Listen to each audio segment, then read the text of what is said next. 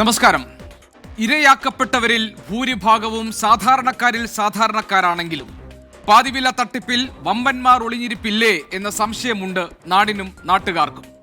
രാഷ്ട്രീയ നേതാക്കൾ ഉൾപ്പെടെ പ്രമുഖർ പലരും മാസപ്പടി പറ്റിയെന്ന ആരോപണം നേരിടുമ്പോൾ അന്വേഷണം എവിടെ ചെന്നെത്തും എന്ന് ആശങ്കപ്പെടുന്നവരുമുണ്ട്. തട്ടിപ്പ് കഥയിൽ സംശയമുനമ്പിലായ ജനപ്രതിനിധികളാകട്ടെ തങ്ങളുടെ നിരപരാധിത്വം വിശദീകരിച്ച് ഇന്ന് രംഗത്ത് വരുന്നത് നമ്മൾ കണ്ടു. NGO കോൺഫെഡറേഷൻ ചെയർമാനും Sai Gramam global trust executive ഡയറക്ടറുമായ KN ആനന്ദകുമാറും റിട്ടയർഡ് ജസ്റ്റിസ് CN രാമചന്ദ്രൻ നായരും ഒക്കെ പ്രതി ചേർക്കപ്പെട്ട ഈ കേസിൽ ഇനി പുറത്തെത്തുക ഏതൊക്കെ വൻ പേരുകളാണ് എന്ന് കാത്തിരുന്നറിയണം. അതോ ഇനി ഉന്നതർക്ക് ഊരാൻ പഴുതൊരുക്കുന്ന തട്ടിക്കൂട്ട് നടപടികളാകുമോ ശതകോടിക്കളിയിലെ വരാനിരിക്കുന്ന ക്ലൈമാക്സ്? എൻകൗണ്ടർ പ്രൈം പരിശോധിക്കുന്നു. പ്രേക്ഷകർക്ക് സ്വാഗതം.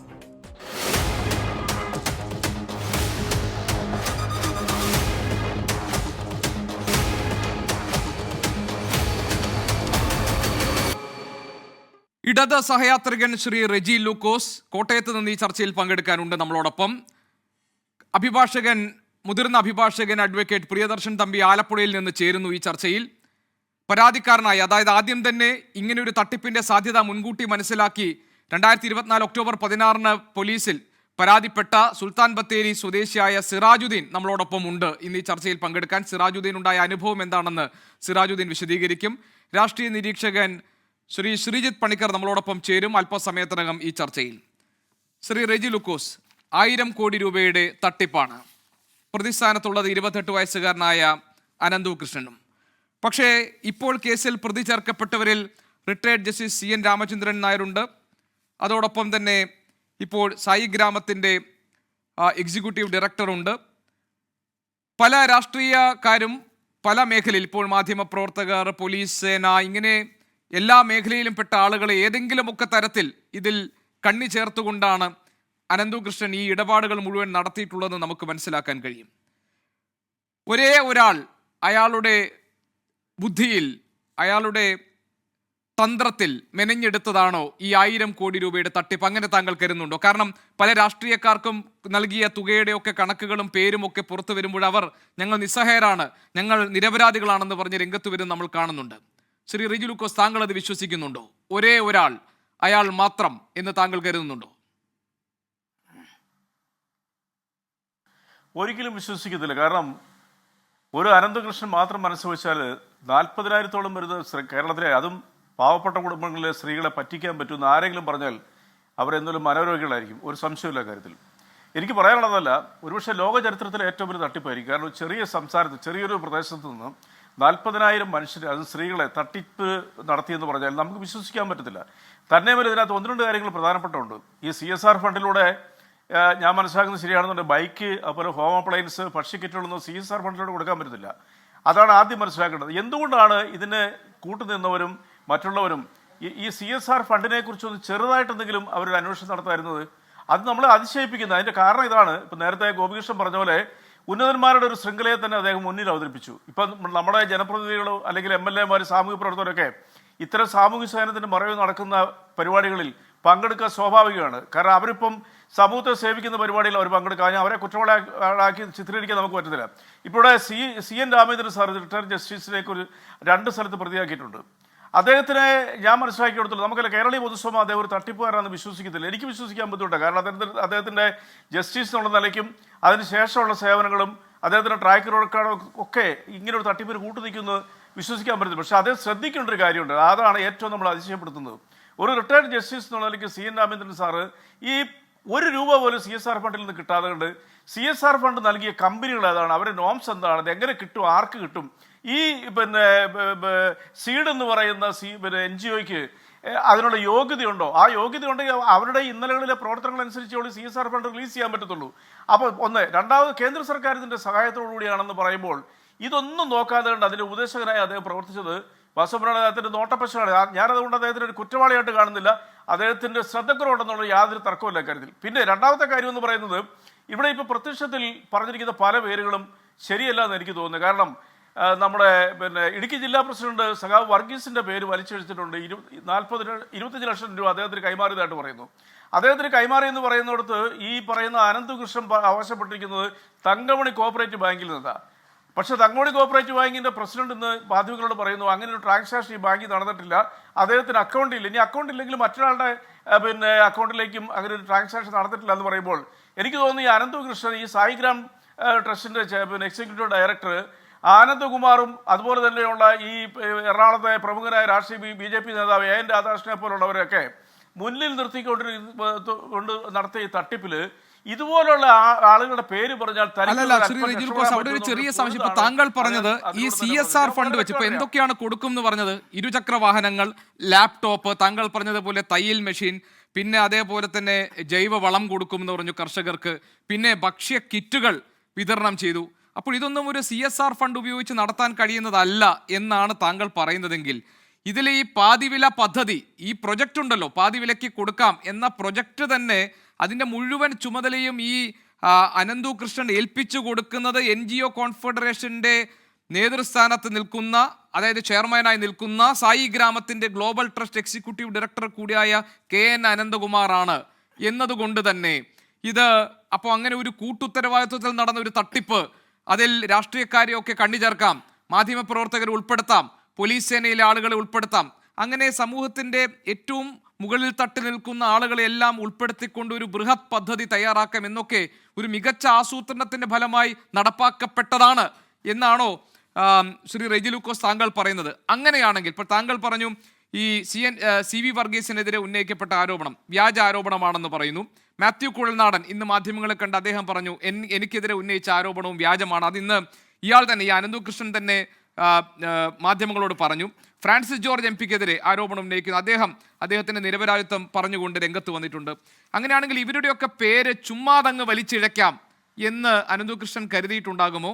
അതല്ല ഇവരെയെല്ലാം ഒന്ന് പേടിപ്പിച്ച് നിർത്താം, ഇനിയും ആളുകൾ പുറത്തുണ്ട്, അവരിലേക്ക് സൂചന നൽകുന്ന ഒരു ഹിന്റ് ഇട്ടുകൊടുക്കുകയാണോ അനന്തു കൃഷ്ണൻ ചെയ്യുന്നത്? അതായത് അയാൾക്ക് പുറത്തിറങ്ങാനുള്ള ഒരു മാർഗം അയാൾ ഇതിലൂടെ കണ്ടെത്തുകയാണോ? അല്ല, അങ്ങനെ സംശയിക്കേണ്ടിയിരിക്കുന്നു. ഇപ്പം ഞങ്ങളുടെ രാഷ്ട്രീയ എതിരാളിയാണെങ്കിലും മാത്യു കുഴൽനാടനെ കുറിച്ചൊന്ന് വാർത്ത പുറത്തു വന്നതും അദ്ദേഹം 7 ലക്ഷം രൂപ കൈപ്പറ്റിയെന്നും അങ്ങനെയൊക്കെ വന്നപ്പോഴത്തേക്കും അത് സ്വാഭാവികമായിട്ടും ഒരു വ്യക്തിഗതിയായിരുന്നു. മാത്യു കുഴൽനാടൻ കേരളത്തിൻ്റെ മുഖ്യമന്ത്രി പിണറായി വിജയൻ്റെ മകളെക്കുറിച്ച് നിയമസഭയിൽ പലതവണ അവരുടെ സ്വഭാവത്തെ പോലും അല്ലെങ്കിൽ അവരുടെ നിരപരാധിത്വം, ഒരു സ്ത്രീ എന്നുള്ള അവകാശത്തെ പോലും ലംഘിച്ചുകൊണ്ട് അദ്ദേഹം പലതവണ നിയമസഭയിൽ CSR നമ്മുടെ CMRL ഫണ്ട് വാങ്ങിച്ചു എന്നും പറഞ്ഞുകൊണ്ട്, അല്ലെങ്കിൽ അവർ ഒരു പണിയും ചെയ്യാതെ കാശ് പറ്റിയെന്നും പറഞ്ഞുകൊണ്ട് ആരോപണങ്ങളിൽ പലതും ഉയർത്തി. പക്ഷേ ഞങ്ങളെ സംബന്ധിച്ചോളം ഞങ്ങൾ അങ്ങനെ പറയത്തില്ല. കാരണം വെച്ചാൽ ഈ പ്രതി തന്നെ ഇന്ന് മാധ്യമങ്ങളോട് പറഞ്ഞു മാത്യു കുഴൽനാടൻ പൈസ വാങ്ങിച്ചിട്ടില്ലെന്ന് പറഞ്ഞു. അതുകൊണ്ട് ഞാൻ ആ ചർച്ചയുടെ തുടക്കത്തിൽ അത്തരം കാര്യങ്ങൾ പറഞ്ഞു. അത് അങ്ങനെ പറഞ്ഞ സ്ഥിതിക്ക് അദ്ദേഹത്തിന് വ്യക്തിപരമായിട്ടുള്ള പല കാര്യങ്ങളെയും നമ്മൾ സംശയത്തിന് നിലയിൽ നിർത്തുന്നുണ്ടെങ്കിൽ പോലും, വ്യക്തിപരമെന്ന് ഞാൻ ഉദ്ദേശിച്ചത് അദ്ദേഹത്തിൻ്റെ സൈലന്റ് വാലി, ഇവിടെ നമ്മുടെ ബൈസൺ വാലിയിൽ അദ്ദേഹം മേടിച്ച ഭൂമി, ബൈസൺ വാലി അല്ല, അതിന് കിഴക്കേ പ്രദേശത്ത് അദ്ദേഹം മേടിച്ച ഭൂമിയെ സംബന്ധിച്ചുള്ള നികുതി വെട്ടിപ്പിനെ കുറിച്ചൊക്കെ ഇവിടെ ക്ലിയർ കസ്റ്റായിട്ട് വന്നതാണ്. അദ്ദേഹം പല രീതിയിലുള്ള ആക്രമണങ്ങൾ രാഷ്ട്രീയപരമായി നടത്തിയിട്ടുണ്ടെങ്കിലും അദ്ദേഹം ഫണ്ട് വാങ്ങിച്ചിട്ടില്ല എന്ന് പറയുമ്പോൾ തീർച്ചയായിട്ടും അദ്ദേഹത്തിനെ മാത്രം ഫ്രീ ആക്കിയാൽ പോരല്ലോ. ഞാൻ പറഞ്ഞ ഞങ്ങളുടെ ഇടുക്കി ജില്ലാ സെക്രട്ടറി സഖാവ് വർഗീസ്, അദ്ദേഹം എന്ന് പറയുന്നത് എനിക്ക് അദ്ദേഹത്തിനെ പേഴ്സണലായിട്ട് അറിയാൻ പറ്റുമെങ്കിൽ വളരെ അടുത്ത അദ്ദേഹത്തെക്കുറിച്ച് അറിയാവുന്നവരുമായിട്ട് ഞാൻ ഈ കാര്യങ്ങൾ ചോദിച്ചപ്പോൾ അദ്ദേഹം ഒരു നിസ്വാർത്ഥനായ ഒരു രാഷ്ട്രീയ പ്രവർത്തനം, അദ്ദേഹത്തിന് ഒരു ബാങ്ക് അക്കൗണ്ടില്ല. അപ്പോൾ ഇത്തരം ആൾക്കാരെ ഇടുക്കി ജില്ലാ സെക്രട്ടറിയെ പോലെയൊക്കെ വലിച്ചഴിക്കുന്നത് വളരെ തന്ത്രപരമായിട്ടുള്ള നീക്കം തന്നെ, ഒരു സംശയമില്ല കാര്യത്തിൽ. ഇപ്പം ഞാൻ മറ്റൊരു ഉദാഹരണം പറയാം. ഇതിലെ ഒരു മുഖ്യ പങ്കാളി എന്ന് പറയുന്നത് പ്രമീളാദേവിയായിരുന്നു, മുൻ വനിതാ കമ്മീഷൻ മെമ്പറും ഇപ്പോൾ BJPയുടെ സംസ്ഥാന വൈസ് പ്രസിഡന്റും. അവരെക്കുറിച്ച് ആരോപണം ഗീതാകുമാരി ടീച്ചർ എന്ന് പറയുന്നത് തൊടുപുഴയിലുള്ള 36 വർഷം ജോലി ചെയ്ത ആ ടീച്ചറിൽ നിന്ന് 25 ലക്ഷം രൂപ തട്ടിയെടുത്തു ഈ അനന്തകൃഷ്ണൻ എന്ന് പറഞ്ഞ് അവർ ആരോപണം ഉന്നയിച്ചു. അതിന് പ്രേരണ നൽകിയും അയാളുടെ വിശ്വാസ്യതയ്ക്ക് മാറ്റുകൂട്ടിയത് ഈ പ്രമീളാദേവി എന്ന് പറഞ്ഞു. അവരത് നിഷേധിച്ചു. ഇന്ന് കൃത്യ തെളിവ് സഹിതം അവരതിൻ്റെ ഡയറക്ടറായിരുന്നെന്നും അവർ രാജിവെച്ചു മകളെ ഇതിലേക്ക് കൊണ്ടുവന്നും പറഞ്ഞു. മറ്റൊരു സുപ്രധാന കാര്യം, ഇവിടുത്തെ രാഷ്ട്രീയ നേതാക്കളാണെങ്കിലും ഇയാളെ സഹായിച്ചവരാണെങ്കിലും ഈ ജസ്റ്റിസിനെ പോലുള്ളവരാണെങ്കിലും ശ്രദ്ധിക്കേണ്ട ഒരു കാര്യം ഉണ്ടായിരുന്നു. ഇയാളുടെ ട്രാക്ക് റെക്കോർഡ് തട്ടിപ്പിൻ്റെയാണ്. ഇയാൾ 2 തവണ, ഞാൻ അറിഞ്ഞാണെങ്കിൽ 2 തവണ ഇയാൾ ജയിലിൽ കിടന്നിട്ടുണ്ട് റിമാൻഡിൽ. എന്തിനാ? സ്വന്തം നാട്ടിൽ തട്ടിപ്പ് നടത്തുന്നതിൻ്റെ പേരിൽ. ഇപ്പൊ സ്വാഭാവികമായിട്ട് അങ്ങനെ ഒരാള് ഇങ്ങനെ ഒരു തട്ടിപ്പായിട്ട് വരുമ്പോഴത്തേക്കും ഇയാൾ ആരായിരുന്നു ഇന്നലെ എന്നുള്ളവരെ വളരെ നിസ്സാരമായിട്ട് കണ്ടുപിടിക്കാവുന്നല്ലേ ഉള്ളൂ. അപ്പൊ അങ്ങനെ ഒരു വ്യക്തിക്ക് എങ്ങനെയാണ് 40,000 പേരെ ഏതാണ്ട് 1100 കോടി രൂപ തട്ടിക്കാൻ? അത് പറയുമ്പോഴാണ് ശ്രീ റെജി ലൂക്കോസ്, നിസ്സാരമായി കണ്ടുപിടിക്കാവുന്ന ഒരു കാര്യം പോലും മനസ്സിലാക്കാൻ കഴിയാത്ത ഒരു ഇന്റലിജൻസ് സംവിധാനമാണോ നമ്മുടെ നാട്ടിൽ പ്രവർത്തിക്കുന്നത് എന്ന ചോദ്യം ഉയരുന്നത്. അവിടെയാണ് ഈ ചർച്ചയിൽ ഒരു ചെറുപ്പക്കാരൻ സിറാജുദ്ദീൻ ഇന്ന് ഈ ചർച്ചയിൽ നമ്മളോടൊപ്പം അതിഥിയെ എത്തിയിട്ടുണ്ട്. സിറാജുദ്ദീനെ ഞാൻ ഈ ചർച്ചയിലേക്ക് വിളിക്കാൻ തന്നെ കാരണം, സിറാജുദ്ദീൻ 2024 ഒക്ടോബർ 16 എനിക്ക് തോന്നുന്നു, സിറാജുദ്ദീൻ തന്നെ അത് പറയട്ടെ, ഈ ബത്തേരിയിൽ ഈ ഇടപാടുകളുമായി വന്നപ്പോൾ ഇതിൽ സംശയം പ്രകടിപ്പിച്ചുകൊണ്ട് SP-ക്ക് ഒരു കത്തെഴുതുകയും ഇതിൽ ഒരു അന്വേഷണം വേണമെന്ന് ആവശ്യപ്പെടുകയും അദ്ദേഹം രേഖാമൂലം എന്ന് ഞാൻ മനസ്സിലാക്കുന്നു സിറാജുദ്ദീൻ ഒരു മറുപടി കൊടുക്കുകയും ഇത് താങ്കൾ നേരത്തെ പറഞ്ഞത് ഇത് ഈ CSR ഫണ്ട് ഉപയോഗിച്ച് നടത്തുന്നതാണ്, പരാതികളൊന്നും ഉണ്ടായിട്ടില്ല, ഇതിൽ വലിയ കുഴപ്പങ്ങളൊന്നും ഇല്ല എന്ന് പറഞ്ഞുകൊണ്ട് ഒരു ഇമെയിൽ സന്ദേശം SP നൽകുകയും ചെയ്തു എന്ന് സിറാജുദ്ദീൻ പറയുമെന്നാണ് എനിക്ക് തോന്നുന്നത്. അദ്ദേഹം ആ കാര്യങ്ങൾ വിശദീകരിക്കട്ടെ, നമുക്ക് അതിലേക്ക് വരാം. ഞാൻ അതിനിടയിൽ അഭിഭാഷകനിലേക്ക് ഒന്ന് പോട്ടെ, അഡ്വക്കേറ്റ് പ്രിയദർശൻ തമ്പി സാറിലേക്ക് പോട്ടെ. തമ്പി സാർ, ഈ പ്രശ്നം ഇത് രാഷ്ട്രീയക്കാരൊക്കെ ഇതിനകത്ത് ഇടപെട്ടിട്ടുണ്ട് എന്നാണ് അനന്തകൃഷ്ണൻ ഇപ്പോൾ പറയുന്നത്. ആനന്ദകുമാറിന്റെ കാര്യമാണെങ്കിലും ജസ്റ്റിസ് CN രാമചന്ദ്രന്റെ കാര്യമാണെങ്കിലും അവിടെ പരാതിക്കാർ പറയുന്നത് ഇവരുടെയൊക്കെ പേര് കണ്ട്, അതായത് ഈ കമ്പനിയുടെ ഉപദേശകനായി CN രാമചന്ദ്രനെ പോലെ ഒരു റിട്ടയർഡ് ജസ്റ്റിസ് ഉണ്ടാകുന്നു, അനന്തകുമാർ പലരെയും പരിചയപ്പെടുത്തുന്നു, നരേന്ദ്രമോദിയുടെ പരിപാടിയിൽ പങ്കെടുക്കാൻ അനന്തകുമാറിന് ഒരു അവസരം കിട്ടുമ്പോൾ കൂടെ കൊണ്ടുപോകുന്നത് അനന്തകൃഷ്ണനെയാണ്. മാത്രമല്ല ഇതിന്റെ പണമിടപാടുമായി ബന്ധപ്പെട്ട മുഴുവൻ കാര്യങ്ങളും അനന്തകൃഷ്ണൻ നടത്തട്ടെ എന്നൊരു ഡീലും ഉണ്ടാക്കി വെച്ചിട്ടുണ്ട്. അപ്പോൾ ഇങ്ങനെ വളരെ കൃത്യമായി നിയമപരമായ കാര്യങ്ങളൊക്കെ പൂർത്തിയാക്കിയാണ് ഈ സംവിധാനം പ്രവർത്തിച്ചുകൊണ്ടിരുന്നത്. അങ്ങനെയാണെങ്കിൽ ഇവർക്ക് ഇപ്പോൾ retired justice CN Ramachandran Nair പറയുന്നു ഞാൻ വെറും ഉപദേശകൻ മാത്രമായിരുന്നു എന്ന്. അനന്തകുമാർ പറയുന്നു എനിക്ക് 2 കോടി രൂപ സായിഗ്രാമിന് തന്നത് ചോദിച്ചിട്ടല്ല. ഇങ്ങനെയുള്ള വിശദീകരണം കൊണ്ട് അവരൊക്കെ ഇതിൽ നിന്ന് മോചിതരാക്കപ്പെടുമോ? ഉന്നത രാഷ്ട്രീയ നേതൃത്വങ്ങൾ ഇതിനകത്ത് ഇടപെട്ടു എന്ന് താങ്കൾ സംശയിക്കുന്നുണ്ടോ? ഉണ്ടെങ്കിൽ എന്തുകൊണ്ട്? അല്ല, ഇതിനകത്ത് ഏറ്റവും പ്രധാനപ്പെട്ട ഒരു കാര്യം, ഈ കേസിൽ എനിക്ക് തോന്നുന്നു ജസ്റ്റിസ് CN രാമചന്ദ്രൻ നായരുടെ റോളിനെയും അനന്തകുമാറിൻ്റെ റോളിനെയും ഒരേ ത്രാസിൽ നമുക്ക് തൂക്കാൻ കഴിയുമെന്ന് എനിക്ക് തോന്നുന്നില്ല. കാരണം അനന്തകുമാറിന് ഇതിൽ വളരെ ഡയറക്റ്റായിട്ടൊരു റോളുണ്ട്. ഇതുവരെ വന്നിരിക്കുന്ന ഈ കേസിൻ്റെ അന്വേഷണം അതിൻ്റെ പ്രാരംഭ ദിശയിലാണ്. പോലീസ് അതിൻ്റെ അന്വേഷണം തുടങ്ങിയിട്ടേ ഉള്ളൂ. കാരണം നമുക്കറിയാം വലിയ തട്ടിപ്പാണ് നടന്നിരിക്കുന്നത്. ഏതാണ്ട് 2000 കോടി എന്നൊക്കെ പറയുന്ന വലിയ തട്ടിപ്പ് കേരളത്തിൽ അങ്ങോളം ഇങ്ങോളം സാധാരണക്കാരായ ഒട്ടനവധി പേരെ വിവിധ ഭാവങ്ങളിലും രൂപങ്ങളിലുമുള്ള തട്ടിപ്പാണ് നടന്നിരിക്കുന്നത്. അതിൽ ഈ പറയുന്ന കുറേ ആളുകൾക്ക് ഡയറക്റ്റ് ഇൻവോൾവ്മെൻ്റ് ഉണ്ടാകാം, കുറേ ആളുകൾക്ക് പാസീവായിട്ടുള്ള ഇൻവോൾവ്മെൻ്റ് ഉണ്ടാകാം. അത് ഏത് തരത്തിൽ, കാരണം ഒരാളിനെ ഒരു ക്രിമിനൽ കേസിലെ പ്രതിയായി ഉൾപ്പെടുത്തണമെങ്കിൽ അയാൾക്കൊരു ഡയറക്റ്റ് ഇൻവോൾവ്മെൻറ്റ് ഇൻറ്റൻഷനലി ഉണ്ടാകണം. ഇപ്പോൾ ഈ ജസ്റ്റിസ് CN രാമചന്ദ്രൻ നായരെ പോലെയുള്ള ആളുകൾ അവരെ കുറച്ചുകൂടെ ശ്രദ്ധിക്കണമായിരുന്നു എന്നുള്ളത് മറ്റൊരു കാര്യം. പക്ഷേ അവർക്കൊന്നും തന്നെ ഇതിനകത്തൊരു ഡയറക്റ്റ് ഇൻവോൾവ്മെൻറ്റോ ഒന്നും ഉണ്ടാകാനുള്ള യാതൊരു സാധ്യതയുമില്ല. അങ്ങനെ സാധ്യതയുള്ളതായിട്ടുള്ള എന്തെങ്കിലും ഇൻപുട്സ് വന്നിട്ടുമില്ല. പക്ഷേ അനന്തകുമാറിനെ വേറൊരു റോളിൽ ഇതിൽ കാണണം എന്നുള്ള അഭിപ്രായക്കാരനാണ് ഞാൻ. കാരണം ഇതിൽ ഏറ്റവും പ്രധാനപ്പെട്ട ഒരു കാര്യം, നമ്മുടെ തട്ടിപ്പുകാർ ഇത്തരത്തിലുള്ള ആളുകൾ ഏതെല്ലാം മേഖലകളിൽ ഏതെല്ലാം പുതിയ മേഖലകൾ കണ്ടെത്തുമെന്നുള്ളതിൻ്റെ ഏറ്റവും വലിയ തെളിവാണ് ഈ പാതിവില തട്ടിപ്പ്. കാരണം ഈ 2013 കമ്പനീസ് ആക്ടിൽ ഒരു അമെൻമെൻറ്റ് നടത്തിക്കൊണ്ട് കമ്പനീസ് ആക്ട് പ്രകാരമാണ് CSR ഫണ്ട് വന്നത്. അതായത് കോർപ്പറേറ്റ് സോഷ്യൽ റെസ്പോൺസിബിലിറ്റി ഫണ്ട്. അതായത് ഇന്ത്യയിലെ കോർപ്പറേറ്റ് സ്ഥാപനങ്ങൾക്ക് സമൂഹത്തോടൊരു ബാധ്യത വേണം, സമൂഹത്തിലെ പട്ടിണിപ്പാവങ്ങളുടെ ബാധ്യത വേണം, സാധാരണക്കാരുടെ ബാധ്യത വേണം എന്നതിൻ്റെ അടിസ്ഥാനത്തിൽ ഗവൺമെൻറ് അതിൻ്റെ ലാഭത്തിൻ്റെ ഒരു വിഹിതം നിർബന്ധമായും, അതാണ് CSR ഫണ്ട്, നിർബന്ധമായും സാധാരണക്കാർക്ക് വേണ്ടി ചെലവഴിക്കണം. ആ ഫണ്ട് അവർക്ക് വേണ്ടി ചെലവഴിക്കണമെന്നുള്ള ഒരു ഉദ്ദേശശുദ്ധി, ഇൻറ്റൻഷൻ അതാണ്. അതിൻ്റെ അടിസ്ഥാനത്തിൽ ഇത്തരത്തിലുള്ളൊരു ഫണ്ട് കൊണ്ടുവന്നു. നമുക്കറിയാം വലിയ കോർപ്പറേറ്റ് ഇൻഫോസിസ് പോലെയുള്ള വലിയ കോർപ്പറേറ്റ് സ്ഥാപനങ്ങൾ മുതൽ മൈജി വരെയുള്ള സ്ഥാപനങ്ങൾക്ക് CSR ഫണ്ടുണ്ട്. സിന്തൈറ്റ് പോലെയുള്ള കേരളത്തിലെ പ്രശസ്തമായ ഒരുപാട് നല്ല കാര്യങ്ങൾ അവർ ചെയ്യുന്നുണ്ട്.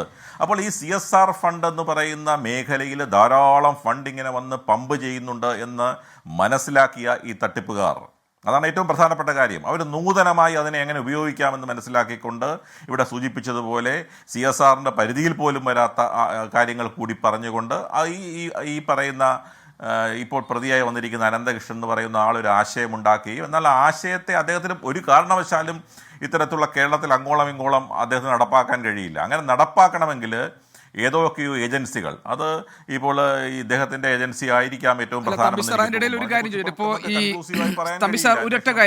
തമ്പിസാർ പറഞ്ഞു ഈ CN രാമചന്ദ്രൻ നായർ സാറിന്റെ കാര്യത്തിലും അതേപോലെ തന്നെ ആനന്ദകുമാറിന്റെ കാര്യത്തെയും 2 രീതിയിലാണ് അവരുടെ ഇൻവോൾവ്മെന്റിനെ കാണേണ്ടതെന്ന് പറഞ്ഞു. ഇപ്പോൾ താങ്കൾ പറയുന്നത് പോലെ CSR ഫണ്ട് ഉപയോഗിച്ച് നടത്താൻ പറ്റാത്ത കാര്യങ്ങൾ അത് ഇതേപോലെ ഒരു കോൺഫെഡറേഷനിലൂടെ അവരൊരു സീഡ് സൊസൈറ്റിയൊക്കെ ഉണ്ടാക്കി നടപ്പാക്കുകയും അതിൽ കേരളത്തിലെ പ്രമുഖരായ രാഷ്ട്രീയക്കാരെ, അതായത് മന്ത്രിമാർ ഉൾപ്പെടെയുള്ളവരെ അതിൻ്റെ ഭാഗമാക്കുകയും ഒക്കെ ചെയ്യുമ്പോൾ നമ്മുടെ ഇൻ്റലിജൻസ് സംവിധാനം എന്ത് ചെയ്യുകയായിരുന്നൊരു ചോദ്യമില്ലേ?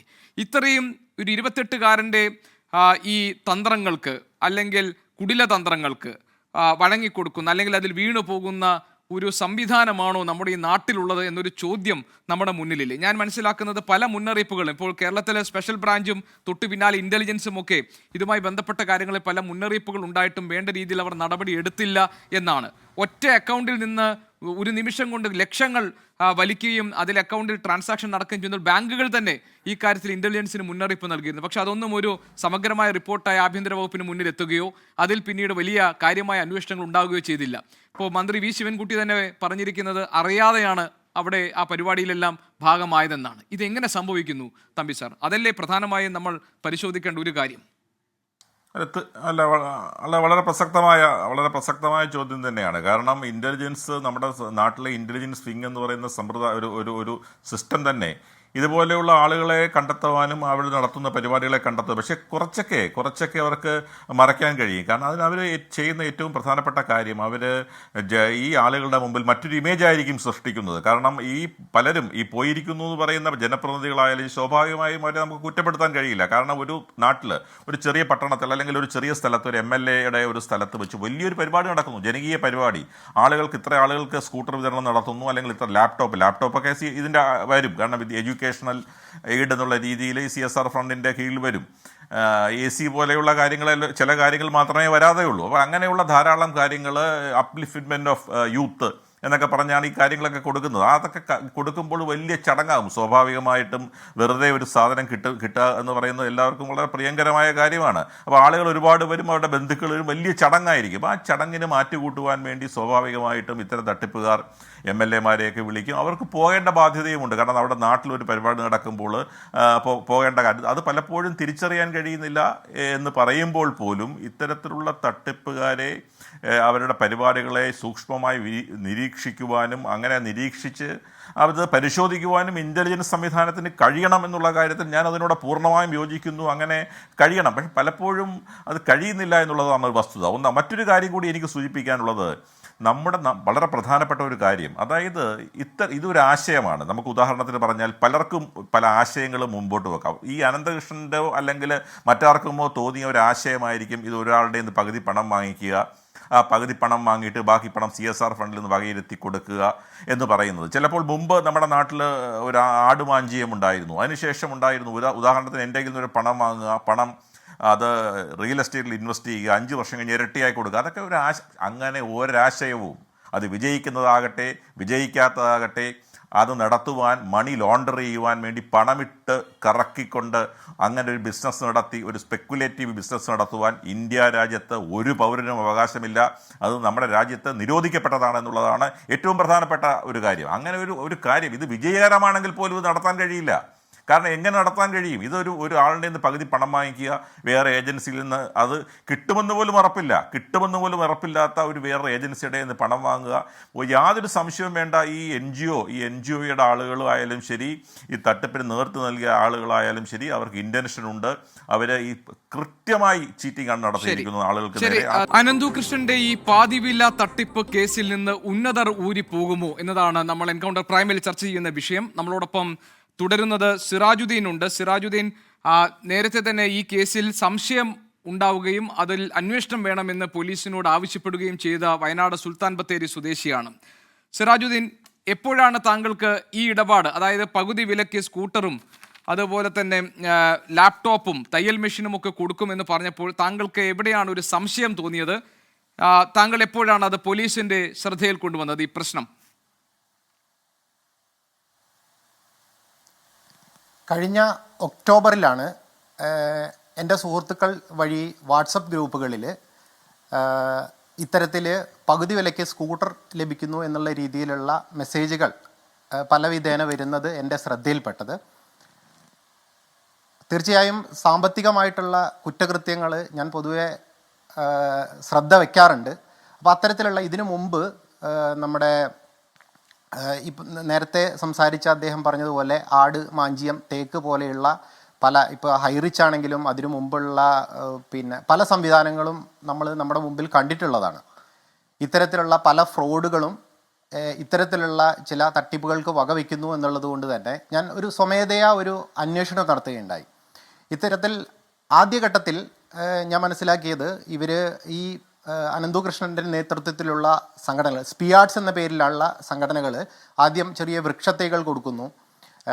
അതിന് തൊട്ടു പുറകെ ഓണസമയത്ത് ഓണക്കിറ്റ് എന്നുള്ള രീതിയിൽ ചെറിയ 1500 രൂപയുടെ ചെറിയ ഓണക്കിറ്റ് എന്നുള്ള നിലയിൽ ചെറിയ രീതിയിൽ തുടങ്ങി. അതിൻ്റെ തൊട്ടു പുറകെ മൊബൈൽ ഫോൺ, പിന്നെ അതിൻ്റെ തൊട്ടു മുകളിലായിട്ട് ഇതൊക്കെ ഇവരുടെ സോഷ്യൽ മീഡിയ അക്കൗണ്ടുകൾ പരിശോധിക്കുമ്പോൾ നമുക്ക് വളരെ കൃത്യമായിട്ടത് മനസ്സിലാകും അതിൻ്റെ ഒരു പാറ്റേൺ. ആദ്യഘട്ടത്തിൽ ഇത്തരത്തിൽ മൊബൈൽ ഫോണ്, പിന്നെ അതിൻ്റെ തൊട്ടു മുകളിലായിട്ട് ലാപ്ടോപ്പ്, അതിൻ്റെ തൊട്ടു മുകളിലായിട്ട് പിന്നെ ഇത്തരത്തിലുള്ള സ്കൂട്ടി വരുമ്പോഴാണ് യഥാർത്ഥത്തിൽ എൻ്റെ ശ്രദ്ധയിൽപ്പെടുന്നത്. അപ്പോൾ ഇത്തരത്തിൽ ആദ്യഘട്ടത്തിൽ 2 പേരുടെ ക്യാഷ് എടുത്തുകൊണ്ട് ഒരാൾക്ക് കൊടുക്കാൻ കഴിയും എന്നുള്ള ഒരു ഐഡിയ ആയിരിക്കാം ഇത് എന്നുള്ളത്, അത് എൻ്റെ ഒരു അസംഷൻ മാത്രമായിരുന്നു ആ ഘട്ടത്തിൽ.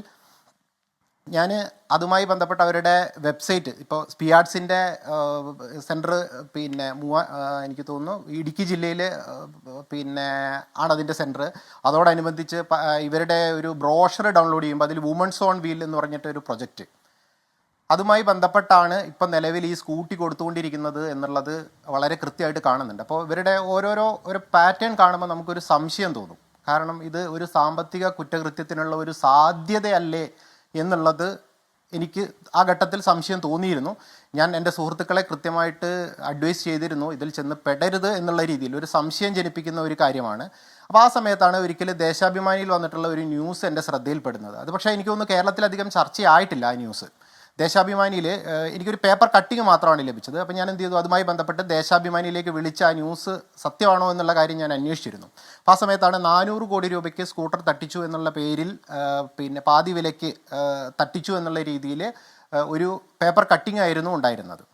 അപ്പം ഇതും ഞാൻ ഈ അന്വേഷണത്തിൽ എനിക്ക് ഈ ഒരു ന്യൂസ് കണ്ടതോടുകൂടി ഈ പറയപ്പെട്ട വയനാട്ടിൽ നടക്കുന്ന സീഡ് സൊസൈറ്റിയുടെ പേരിൽ നടക്കുന്ന പ്രവർത്തനങ്ങൾക്ക് ഇതിനോടൊരു സാമ്യമുണ്ടല്ലോ എന്ന് കരുതി ഞാൻ എന്ത് ചെയ്തു, അതിലൊരു മാച്ചിങ് മൊത്തത്തിൽ കാണുന്നത് കൊണ്ട് ഞാൻ എന്ത് ചെയ്തു, അത് ബന്ധപ്പെട്ട അധികാരികളുടെ അടുത്ത് ഒരു പരാതി എന്നുള്ള നിലയിലല്ല, പകരം ഒരു സാമ്പത്തിക രംഗത്ത് ഒരു കുറ്റകൃത്യം നടക്കരുത് എന്നാഗ്രഹിക്കുന്ന ഒരാളെന്നുള്ള നിലയിൽ ഞാനതിന് കൃത്യമായി വയനാട് SP-ക്ക് അതുമായി ബന്ധപ്പെട്ട എൻ്റെ കയ്യിലുള്ള എനിക്ക് ലഭിച്ചിട്ടുള്ള ഡാറ്റ ഞാൻ എന്ത് ചെയ്തു, സോഷ്യൽ മീഡിയ അക്കൗണ്ടുകൾ പരിശോധിച്ച ഡാറ്റ അടക്കം ഇതുമായി ബന്ധപ്പെട്ട് ഒരു അന്വേഷണം വേണം എന്നുള്ള നിലയിൽ ഞാൻ വയനാട് SP-ക്ക് ഒക്ടോബർ 16, 2024 ഞാൻ ഒരു മെയിൽ അയച്ചു. സിറാജുദ്ദീൻ, അത് ഈ സീഡ് സൊസൈറ്റിയുമായി ബന്ധപ്പെട്ടായിരുന്നു ആ പരാതി? ഈ കാര്യങ്ങളിൽ ഒരു തട്ടിപ്പിന്റെ സാധ്യത സംശയിക്കപ്പെടാം എന്ന് പറഞ്ഞായിരുന്നു ആ പരാതി?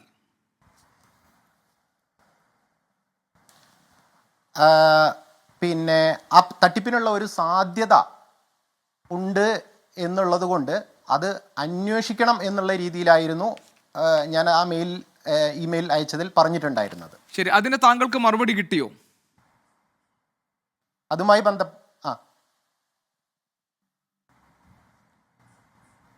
ബന്ധപ്പെട്ട് പോലീസിൻ്റെ ഭാഗത്ത് നിന്ന് എനിക്കൊരു മറുപടി ലഭിച്ചിരുന്നു. അത് ഡിസംബർ മാസത്തിലായിരുന്നു. അത് ഇത്തരത്തിൽ സീഡ് സൊസൈറ്റി പിന്നെ കൃത്യമായ CSR ഫണ്ടുകൾ, കേന്ദ്ര സർക്കാരിൻ്റെ CSR നിയമത്തിൻ്റെ പരിധിയിൽ വരുന്ന 2% വൻകിട കോർപ്പറേറ്റ് കമ്പനികൾ 2% CSR ഫണ്ടുകൾ ഇത്തരത്തിലുള്ള ചാരിറ്റി പ്രവർത്തനങ്ങൾക്ക് ഉപയോഗിക്കണം എന്നുള്ള നിയമത്തിൻ്റെ പരിധിയിൽപ്പെടുന്ന വിധത്തിൽ പ്രവർത്തിക്കുന്നത്, അത്തരം ഒരു രീതിയിലാണ് പ്രവർത്തിക്കുന്നതെന്നും ഇതിൻ്റെ കൂടുതൽ ഗുണഭോക്താക്കളായിട്ടുള്ളത് നമ്മുടെ അക്ഷയ സെൻ്ററുകളും അത്തരത്തിലുള്ള NGOകളുമാണ് എന്നുള്ള ഒരു രീതിയിലാണ് എനിക്ക് മറുപടി ലഭിച്ചത്. എന്ന് പറഞ്ഞാൽ SP ഓഫീസിൽ നിന്ന് അല്ലെങ്കിൽ പോലീസിൽ നിന്ന് താങ്കൾക്ക് കിട്ടിയ മറുപടിയിൽ നിന്ന് മനസ്സിലാക്കാൻ കഴിയുക ഇത് വളരെ ബോണഫൈഡ് ആയിട്ട്, അതായത് ഇത് ശരിയായ രീതിയിൽ നിയമാനുസരണം നടത്തപ്പെടുന്ന ഒരു സംവിധാനമാണ്, അതുകൊണ്ട് അതിൽ സംശയിക്കേണ്ട കാര്യമൊന്നുമില്ല എന്നാണ്. അപ്പോൾ അതിന് തൊട്ട് മുമ്പ് വരെ താങ്കളുടെ സുഹൃത്തുക്കളോട് അവരെ വാൺ ചെയ്തിരുന്നത്, അവർക്കൊരു മുന്നറിയിപ്പ് കൊടുത്തിരുന്നത് ഇതിനൊരു തട്ടിപ്പിനുള്ള സാധ്യതയുണ്ട്, അതുകൊണ്ട് അതിൽ പോയി തല വെക്കരുത് എന്നായിരുന്നു. എങ്കിൽ ഈ SP ഓഫീസിൽ നിന്ന് അല്ലെങ്കിൽ പോലീസിൽ നിന്ന് ഇനി പേടിക്കാനില്ല എന്ന് തോന്നിയതിൽ താങ്കൾ പിന്നെ അവരോട് പറഞ്ഞു ഇതിൽ ഇനി കുഴപ്പങ്ങളൊന്നുമില്ല എന്ന്? താങ്കൾ അത് ആ മറുപടിയിൽ തൃപ്തനായോ, അതല്ല താങ്കൾ പിന്നെയും അതിനെക്കുറിച്ച് അന്വേഷിച്ചോ? ഇല്ല, ഞാൻ ആ മറുപടിയിൽ തൃപ്തനല്ലായിരുന്നു. കാരണം പോലീസ് അന്വേഷണത്തിൻ്റെ പരിധിയിൽ വരാൻ ഞാൻ ആഗ്രഹിച്ചിരുന്നത് യഥാർത്ഥത്തിൽ CSR ഫണ്ട് വഴിയാണ് ഇത്തരത്തിലുള്ള ഒരു പ്രവർത്തനം. കാരണം ഈ അനന്തുകൃഷ്ണൻ്റെ പല പ്രഭാഷണങ്ങളും ഞാൻ കേട്ടിട്ടുണ്ട്. അതിൽ അദ്ദേഹം പിന്നെ മറ്റ് കമ്പനികൾ, വൻകിട കോർപ്പറേറ്റ് കമ്പനികളുടെ വിയർപ്പാണ് യഥാർത്ഥത്തിൽ നിങ്ങൾക്ക് തരുന്നത് എന്നുള്ള രീതിയിൽ പല വികാരപരമായിട്ടുള്ള പല പ്രസംഗങ്ങളും ഞാൻ കേട്ടിട്ടുണ്ട്. പക്ഷേ പോലീസിൻ്റെ അന്വേഷണ പരിധിയിൽ വരേണ്ടിയിരുന്നത് യഥാർത്ഥത്തിൽ ഈ അനന്തുകൃഷ്ണൻ്റെ നേതൃത്വത്തിലുള്ള ഈ NGO കോൺഫെഡറേഷൻ ആണെങ്കിലും പിന്നെ അതേപോലെ സ്പിയാർട്സ്, ഈ Sardar Patel institute of advanced research centre studies എന്ന് പറയുന്ന ഇത്തരത്തിലുള്ള സംവിധാനത്തിന് ഏതൊക്കെ സംഘടനകളാണ് അല്ലെങ്കിൽ ഏതൊക്കെ കോർപ്പറേറ്റ് കമ്പനികളാണ് ഇത്തരത്തിൽ ഇവർക്ക് പിന്നെ അവരുടെ ലാഭവിഹിതത്തിൻ്റെ 2%, ഞാൻ മനസ്സിലാക്കിയെടുത്തോളം 2013 കമ്പനീസ് ആക്ട് പ്രകാരം CSR ഫണ്ട് കമ്പനിയുടെ പ്രോഫിറ്റിൻ്റെ 2% ഈ ഇത്തരത്തിലുള്ള പിന്നെ NGOസിന് യഥാർത്ഥത്തിൽ NGOസിന് കൊടുക്കണമെന്ന് നിർബന്ധമില്ല എന്നുള്ളതാണ് ഞാൻ മനസ്സിലാക്കിയിട്ടുള്ളത്. അതായത് കമ്പനിക്ക് സ്വമേധയായോ മറ്റേതെങ്കിലും NGOകൾ വഴിയോ ചാരിറ്റി പ്രവർത്തനങ്ങൾ നടത്തണം എന്ന് മാത്രമേ ഉള്ളൂ. അപ്പം ഏതൊക്കെ കമ്പനികളാണ് ഇത്തരത്തിൽ ചാരിറ്റി പ്രവർത്തനങ്ങൾക്ക് ഫണ്ട് നൽകിയത് എന്നുള്ളത് പോലീസിൻ്റെ അന്വേഷണ പരിധിയിൽ വന്നില്ല എന്നുള്ളത് വളരെ സങ്കടകരമായ ഒരു കാര്യമാണ്. ശരി, ശ്രീ റെജി ലൂക്കോസ്, അതായത് 2024 ഒക്ടോബർ 16 സിറാജുദ്ദീനെ പോലെ ഒരാൾ ഈ സുൽത്താൻ ബത്തേരിയിൽ നിന്ന് ഈ കാര്യങ്ങൾ പരിശോധിക്കപ്പെടണം എന്നാവശ്യപ്പെട്ടുകൊണ്ടൊരു കത്ത് അദ്ദേഹത്തിൻ്റെ കയ്യിലുണ്ടായിരുന്ന ഡോക്യുമെൻറ്റ്സ് ഒക്കെ പോലീസിന് കൈമാറിക്കൊണ്ട് ഒരു ശ്രമം നടത്തുന്നത്. പക്ഷേ അപ്പോൾ പോലീസ് പറയുന്നത് ഇത് CSR ഫണ്ട് ഈ സാമൂഹ്യ സേവനത്തിന് വേണ്ടി നൽകുന്ന തുക അതിൻ്റെ ഭാഗമായി നടത്തുന്ന ഒരു ചാരിറ്റി പ്രവർത്തനം എന്ന നിലയിലാണ് ഈ കാര്യങ്ങളൊക്കെ മുന്നോട്ട് പോകുന്നത് എന്ന് പറഞ്ഞ് ഇതിൽ മറ്റൊന്നും സംശയിക്കേണ്ടതില്ല എന്നൊരു മറുപടി കൊടുക്കുകയായിരുന്നു. ഇത് മാത്രമല്ല, ഞാൻ നേരത്തെ പറഞ്ഞതുപോലെ തന്നെ സംസ്ഥാന സ്പെഷ്യൽ ബ്രാഞ്ചും അതിൻ്റെ പിന്നാലെ ഇൻ്റലിജൻസും ഒക്കെ ഈ അനന്തുവിൻ്റെ സാമ്പത്തിക ഇടപാടുമായി ബന്ധപ്പെട്ട സംശയങ്ങൾ നേരത്തെ തന്നെ മുന്നിൽ വെച്ചതാണ്. കാരണം ജൂലൈ മാസത്തിൽ തന്നെ ഈ സാമ്പത്തിക ഇടപാടിൽ അസ്വാഭാവികത കാണുകയും അത് സ്പെഷ്യൽ ബ്രാഞ്ച് റിപ്പോർട്ട് ചെയ്യുകയും ചെയ്തു. പക്ഷേ അതൊരു ഇൻ്റലിജൻസ് റിപ്പോർട്ട് എന്ന നിലയിൽ ആഭ്യന്തര വകുപ്പിൽ എത്തിയിരുന്നില്ല. മാത്രമല്ല പിന്നീട് അതിലൊരു തുടർ നടപടിയോ തുടർ അന്വേഷണമോ ഉണ്ടായതുമില്ല. അപ്പോൾ ഇത്ര എളുപ്പത്തിൽ ഒരു 28-കാരന് ഒരു സമൂഹത്തെയും രാഷ്ട്രീയ നേതൃത്വത്തെയും ഭരണ സംവിധാനങ്ങളെയും ഒക്കെ കബളിപ്പിച്ചുകൊണ്ട് ഒരു ഇടപാട് നടത്താൻ കഴിയുക എന്ന് പറഞ്ഞാൽ അതിന് ഒരു ഉറച്ച പിന്തുണ വേണമല്ലോ, ഒരു ഉറച്ച പിൻബലം വേണമല്ലോ. അങ്ങനെയാണെങ്കിൽ രാഷ്ട്രീയ നേതാക്കൾക്ക് കൊടുത്തു എന്ന് പറയപ്പെടുന്ന ഈ തുക കൈമാറിയിട്ടുണ്ടാകാം എന്നൊരു സംശയം താങ്കളെപ്പോലൊരാൾക്കില്ലേ? അങ്ങനെ ഉണ്ടായിട്ടുണ്ടെങ്കിൽ ഈ കാര്യത്തിൽ യഥാർത്ഥ പ്രതികളിലേക്ക് അന്വേഷണം എത്തുമെന്ന് നമുക്ക് കരുതാൻ കഴിയുമോ? അതിനകത്ത് 2 കാര്യങ്ങളുണ്ട്. ഞാൻ അതിനു മുമ്പായിട്ട് പ്രധാനപ്പെട്ട ഒരു കാര്യം പറയാം. കാര്യമായിട്ട് ചർച്ച ചെയ്യപ്പെട്ടിട്ടില്ല. ഒരു വ്യക്തി ഈ പറഞ്ഞ പർട്ടിക്കുലർ പേഴ്സണ് ഇതുവരെ കണ്ടെത്തിയിരിക്കുന്ന അദ്ദേഹത്തിൻ്റെ പേരിലുള്ള അക്കൗണ്ട് വിവിധ ബാങ്കുകളിലായിട്ട് 10 അക്കൗണ്ടാണ്. അതിലൊരു പർട്ടിക്കുലർ അക്കൗണ്ടിലേക്ക് 480 കോടി രൂപ 18 മാസം കൊണ്ട് വന്നിട്ടുണ്ട്. എന്തുകൊണ്ട്, ഞാനിതൊരു ബാങ്ക് പരമായിട്ട് വിശദമായിട്ട് സംസാരിച്ചു, എന്തുകൊണ്ട് ആ ബ്രാഞ്ച് ഒരു തൊഴിലും ഇല്ലാത്ത, അറിയപ്പെടുന്ന ഒരു ബിസിനസ്സും ഇല്ലാത്ത, അല്ലെങ്കിൽ അയാളുടെ ഒരു കോർപ്പറേറ്റ് വ്യവസായിയോ അല്ലെങ്കിൽ ഒന്നുമില്ലാത്തൊരു വ്യക്തിയുടെ അക്കൗണ്ടിലേക്ക് ഇത്രയും പണം ആ ബ്രാഞ്ചിലേക്ക് വന്നപ്പോൾ ആ ബ്രാഞ്ച് എന്തുകൊണ്ട് ശ്രദ്ധിച്ചില്ല? നമുക്ക് റിസർവ് ബാങ്കിൻ്റെ ഒരു വ്യവസ്ഥയുണ്ട്. ഇപ്പോൾ SBI അക്കൗണ്ട് ആണെന്നുണ്ടെങ്കിൽ നമ്മുടെ ട്രാൻസാക്ഷൻ ലിമിറ്റ് എന്ന് പറയുന്നത് നമ്മുടെ അക്കൗണ്ടിലേക്ക് വരുന്നത് 2 ലക്ഷം രൂപയാണ്, അറിയാമല്ലോ. അതിൽ എക്സസ് വന്നിട്ടുണ്ടെങ്കിൽ അയാൾ ബോധ്യപ്പെടുത്തേണ്ടി വരും. അതിന് കറണ്ട് അക്കൗണ്ട് ആണെങ്കിൽ പോലും അങ്ങനെ, എൻ്റെ കറണ്ട് അക്കൗണ്ട് ആൻഡ് ചെയ്തിട്ടുള്ള ആളാണ്, എനിക്ക് അതിനെക്കുറിച്ച് അത്യാവശ്യം അറിയാവുന്നതാണ്. അത് നമ്മുടെ മുമ്പിൽ ഒരു വലിയ ചോദ്യം. എന്തുകൊണ്ട് ആ ബാങ്കിൽ? അതുപോലെ വേറെ പ്രധാനപ്പെട്ട കാര്യം, ഈ ഫണ്ട് എങ്ങോട്ടാണ്? അയാൾ ഈ പറഞ്ഞ 480 കോടി രൂപയിൽ അയാളുടെ അക്കൗണ്ട് ഫ്രീസ് ചെയ്യുമ്പോൾ കേവലം 3 കോടി രൂപയേ ഉള്ളൂ. ബാക്കിയുള്ള തുക ഭീമാകാരമായ തുക എങ്ങോട്ട് പോയി? രാജ്യദ്രോഹ പ്രവർത്തനത്തിനുള്ള അയാൾ പൈസ കൊടുത്തിട്ടുണ്ടോ? നമുക്കറിയണ്ട. അയാൾ സുരക്ഷയ്ക്ക് വേണ്ടി അയാൾ അതിനും തയ്യാറാവും. ഒരു സംസ്ഥാനത്ത് 40,000-ഓളം സ്ത്രീകളെ പറ്റിച്ച് തട്ടിപ്പ് നടത്തി ഒരുത്തർ, അത് നിർത്തരായ സ്ത്രീകളെ ഒരുത്തർ അതിന് മുതലത്തിൽ. എന്തുകൊണ്ട് ആ രീതിയിലേക്ക് നമ്മുടെ ചർച്ച നടക്കുന്നില്ല? ഇനി എന്നോട് ചോദിച്ച ചോദ്യത്തിന് മറുപടിയായിട്ട് തീർച്ചയായിട്ടും ഞാനത് ആദ്യം പറഞ്ഞല്ലോ, ഓരോ വ്യക്തികളുടെ പേരിൽ സംശയത്തിന് നിലനിർത്താൻ ഞാൻ ആഗ്രഹിക്കുന്നില്ല.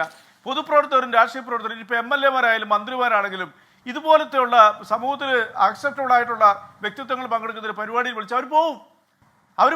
അതിലെ ഒരുപാട് ഉദാഹരണങ്ങൾ. അവിടെ ഒരു പ്രോബ്ലം എന്താണെന്ന് വെച്ചാൽ, ഇപ്പോൾ ഒരു MLA-യോ ഒരു MP-യോ ജനപ്രതിനിധി പോകുന്നത് പോലെയല്ല ഒരു മന്ത്രി ആ ചടങ്ങിൽ പങ്കെടുക്കുന്നത്. അവിടെ അവർക്ക് ഈ ഇന്റലിജൻസ് സംവിധാനങ്ങൾ ഉപയോഗിക്കാൻ കഴിയും. ഒരു മന്ത്രി ഒരു ചടങ്ങിൽ പങ്കെടുക്കാൻ വരുമ്പോൾ അത് ആരുടെ ചടങ്ങാണ്, ആരൊക്കെ പങ്കെടുക്കുന്ന ചടങ്ങാണ്, ആ ചടങ്ങ് സംഘടിപ്പിക്കുന്നയാളുടെ അയാളുടെ ബാക്ക്ഗ്രൗണ്ട് ഏത് തരത്തിലുള്ളതാണ്, ഇതൊക്കെ പരിശോധിക്കാനുള്ള ഒരു സംവിധാനം നമുക്കുണ്ട്. ഇത് മുഴുവൻ സംവിധാനങ്ങളെയും കബളിപ്പിച്ചുകൊണ്ട് ഒരാൾ ഒരു തട്ടിപ്പ് നടത്തിയിട്ട് നമ്മളൊക്കെ ഇങ്ങനെ എന്ത് ചെയ്യണമെന്നറിയാതെ നോക്കി നിൽക്കുന്നൊരവസ്ഥ, കട്ടിങ് എ സോറി ഫിഗർ, അങ്ങനെ നിൽക്കുക, അതെങ്ങനെയാണ് സാധിക്കുന്നത്? അപ്പോൾ അവിടെ സംശയം, ഇയാൾക്ക് പിന്തുണ ഇപ്പോൾ ആനന്ദകുമാറിനെ കുറിച്ച് പറയുന്നു. അദ്ദേഹം ഈ സായിഗ്രാമിന്റെ ഗ്ലോബൽ ട്രസ്റ്റ് എക്സിക്യൂട്ടീവ് ഡയറക്ടറാണ്. അദ്ദേഹം ഈ അനന്തുവിനെ ഓൺ ചെയ്യുകയാണ് പല സ്ഥലത്തും. അത് വാർത്താ സമ്മേളനങ്ങളിലാകട്ടെ, പ്രധാനമന്ത്രിയെ കാണാൻ പോകുമ്പോൾ കൂടെ കൊണ്ടുപോയി പരിചയപ്പെടുത്തുക. മാത്രമല്ല ഈ പദ്ധതിയുടെ നടത്തിപ്പിന്റെ മുഴുവൻ ചുമതലയും അനന്തു കൃഷ്ണനാണെന്ന് പറയുന്ന അങ്ങനെ കൊടുക്കുന്ന ഒരു കരാർ രേഖ പോലും പോലീസിന് ലഭിച്ചിട്ടുണ്ടെന്നാണ് മനസ്സിലാക്കാൻ കഴിയുന്നത്. അപ്പോൾ ഇതുപോലെയുള്ള വ്യക്തിത്വങ്ങൾ, അവരുടെ ഒരു പിന്തുണ, അവർ അനന്തകൃഷ്ണന് അവർ ഒരു ബോണഫൈഡ് ആണെന്ന തരത്തിൽ ഒരു അവരോടൊപ്പം നിന്നുകൊണ്ട് അതൊക്കെ ആളുകളുടെ ഇടയിൽ അങ്ങനെ ഒരു മെസ്സേജ് പാസ് ചെയ്യുകയാണ്. അപ്പോൾ ഒരുപാട് വലിയ കണ്ണികൾ ഇതിന്റെ ഭാഗമായിട്ട് പ്രവർത്തിച്ചിട്ടുണ്ടാകില്ലേ ശ്രീ റെജി ലൂക്കോസ്? അവരിലേക്കൊക്കെ ഈ അന്വേഷണം എങ്ങനെയാണ് ചെന്നെത്തുക? അപ്പൊ ക്രൈംബ്രാഞ്ചാണ് ഈ കേസ് ഏറ്റെടുത്തിരിക്കുന്നത്, എങ്ങനെ ചെന്നെത്തും? ഗോപികൃഷ്ണ പറഞ്ഞത് ന്യായമായ ഒരു സംശയം. തന്നെയുമല്ല, ഒരു മന്ത്രിയുടെ അല്ലെങ്കിൽ മന്ത്രി ബന്ധപ്പെട്ട അദ്ദേഹത്തിന്റെ സാന്നിധ്യത്തിലുള്ള ഒരു ചടങ്ങിലെ ഓർഗനൈസ് ചെയ്യുന്ന ഏത് സംഘടനയാണെങ്കിലും സ്പെഷ്യൽ ബ്രാഞ്ചിന്റെ റിപ്പോർട്ട് മസ്റ്റാണ്. ഈ ചെറുപ്പക്കാരനെ സംബന്ധിച്ച് അത് കണ്ടെത്താൻ വളരെ വളരെ ഈസിയാണ്. കാരണം അയാൾ 2 തവണ റിമാൻഡ് കിടന്നിട്ടുള്ള അത് തട്ടിപ്പിന്റെ പേരിൽ. അപ്പൊ അങ്ങനെ ഒരു വ്യക്തി മുന്നിൽ നിന്ന് നടത്തുന്ന ഒരു പരിപാടിയിൽ എത്ര ഉന്നതന്മാർ പങ്കെടുത്താലും തീർച്ചയായിട്ടും സ്പെഷ്യൽ ബ്രാഞ്ച് അംഗീകരിക്കേണ്ടത് തന്നെ. അതിനെ ഞാൻ അംഗീകരിച്ചിട്ടുണ്ട്. ഇത് കേൾക്കുന്ന മനുഷ്യർ നമ്മളെ എന്താ വിചാരിക്കുന്നത്? ഒരു സംശയമില്ല കാര്യത്തിൽ. ഇനി മറ്റൊരു കാര്യം, ഈ അനന്തകുമാർ എന്ന് പറഞ്ഞ വ്യക്തിയാരാ? ഈ അനന്തകുമാർ എന്ന് പറഞ്ഞ സായിഗ്രാമിന്റെ ചാരിറ്റബിൾ ട്രസ്റ്റിന്റെ MD മാത്രമല്ല, അദ്ദേഹം BJPയുടെ കേന്ദ്ര നേതൃത്വമായിട്ട് പോലും ഭയങ്കര കണക്റ്റഡ് ആണ്. ഇന്ത്യൻ പ്രധാനമന്ത്രി ബഹുമാനപ്പെട്ട നരേന്ദ്രമോദിയുടെ അടുത്ത് ഈ ഫ്രോഡിനെ എത്തിക്കണമെങ്കിൽ ഈ മനുഷ്യനാരാണ് ഈ അനന്തകുമാർ? അയാളിപ്പോൾ ഒളിവിപ്പോയെന്നാണ് ഏറ്റവും പുതിയതായിട്ടിരുന്ന വാർത്ത. സ്ഥിരീകരിച്ചിട്ടുണ്ടോ എന്ന് എനിക്കറിയത്തില്ല. ആരാണ് ഇയാൾ? 10 ലക്ഷം രൂപ അയാൾ വാങ്ങിച്ചെന്ന് പറഞ്ഞ എല്ലാ മാസവും 2 കോടി രൂപ അയാളുടെ അക്കൗണ്ടിലേക്ക് വന്നു. നിങ്ങളൊന്ന് ആലോചിക്കും, സാമൂഹ്യ സേവനത്തിന്റെ മറവിൽ കേരളത്തിൽ നമ്മുടെ മുമ്പിൽ വരുന്ന പല വ്യക്തിത്വങ്ങളും, ഞാൻ എൻ്റെ സോഷ്യൽ മീഡിയ അക്കൗണ്ടിൽ അത് പലതവണ പറഞ്ഞിട്ടുണ്ട്, ചാരിറ്റി എന്നൊരു ബോർഡ് വെച്ചാൽ അത് തട്ടിപ്പാണെന്ന് പറയണം. പക്ഷെ മലയാളി സമൂഹത്തിന് വലിയ ബലഹീനതയുണ്ട്. അതാണ് നമ്മൾ ചർച്ച ചെയ്യപ്പെടേണ്ടത്. മലയാളി സമൂഹം മനസ്സിലാക്കണം, ഒരു ഫ്രഷ് പ്രോഡക്റ്റ് 50% ഡിസ്കൗണ്ട് കൊടുക്കാൻ പറ്റത്തില്ല. അതെങ്ങനെ കൊടുക്കും?